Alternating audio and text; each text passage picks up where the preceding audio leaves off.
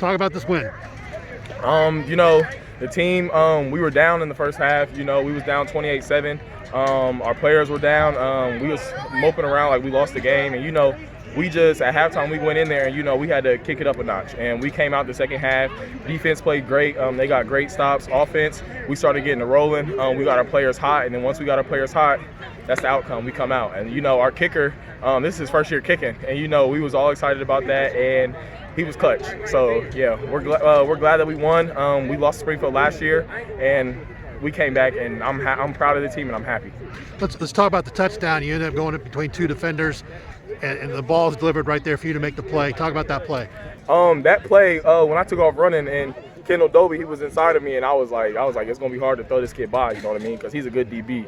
And so I just jumped up for the ball, and I thought I was gonna get hit. I didn't even know I was in between two players, so I thought I was gonna get hit. And then I came down, and I was just happy, and I took off running. And, we scored, and then that was 35-35. That tied the game up, and that was a big one. You had a quarterback last year threw the ball extremely well. He graduates. People wondering, who's going to throw the ball this year? You guys get a transfer in Cade Rice. Talk about what he's brought to this team. Cade has brought a lot to the team. He took a lot of stress off my shoulders, because, we had a good quarterback last year, Keaton Kessley, and then Cade came in. He learned the system fast. He moved here and everything, and, he bought into the program, and I really respect that out of him. And ever since we got here, we've been winning games. And, we have a few mistakes we got to clean up, but he's cleaning them up every week, and receivers are cleaning them up, so we're looking pretty good. Everyone's going to ask you about the recruiting process and where you're at with that. Talk about that right now, because I know you've made the change, and I respect the fact that but people want to know what you're thinking, especially with everything going on with COVID and dead periods and all that stuff. So with the recruiting process right now, I'm filling out my recruitment, because I feel like I rushed it a little bit, and that's on me, with So I just want to take care of that, and I want to build relationships with the coaches.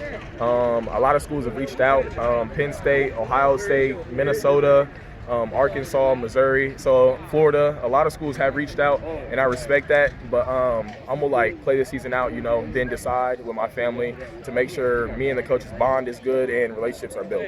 How hard is it to build relationships over virtual calls, Zoom calls, as compared to being able to go up and shake a guy's hand and look him in the eye and get to know a person?